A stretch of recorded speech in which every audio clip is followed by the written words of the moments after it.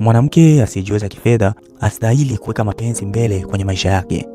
Yaani, mwanamke masikini anapaswa kuwa makini kwanza na maisha yake na kujali namna ya kujikimu kiuchumi kwanza. Kwa hiyo kudeti na mwanamke asiyejiweza kifedha ni sawasawa na kumlea yatima mkubwa.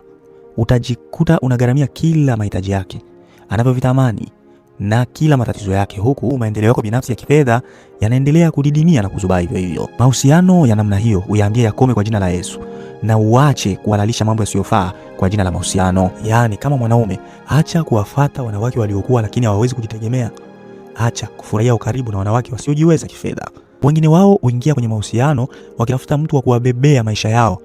Mwanamke asiyeweza kujihudumia mwenyewe ni hatari sana katika mahusiano, na mahusiano hayo huwa yaendi mbali na ni magumu sana kuyaendeleza hata ukijitahidi. Mahusiano yanapaswa kuwa sehemu ya ukuaji na maendeleo ya watu wawili wanaojitegemea na kuwajibika. Mahusiano yanapaswa kuwa sehemu ya ukuaji na maendeleo ya watu wawili wanaojitegemea na kuwajibika.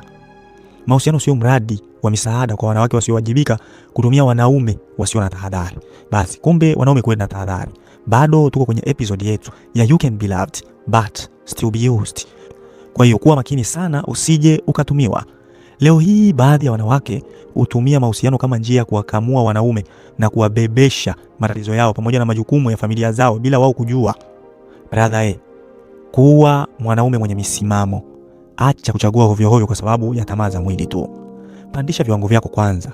Kama hana kazi, hana hadhi pia, usimuoe huyo. Hana ujuzi binafsi au biashara binafsi inayomsaidia kumuingizia kipato, usikimbilie kumuoa huyo, wala usikimbilie kudeti naye.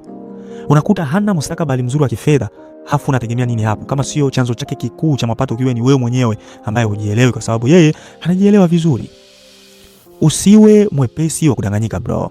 Jifunze kuweka mipaka, kuwa na akili na kuwa makini. Lengo la channel hii ni kukumwagia maukweli kweli ya maisha ili kesho uache kuitwa trash, uanze kuitwa man. Basi jiunge nasi katika safari hii kwa kusubscribe EJS Speaker YouTube channel yetu, sio mwingine ni wako Mwalimu Kelvin Ndume. Tumia hekima tu utanielewa.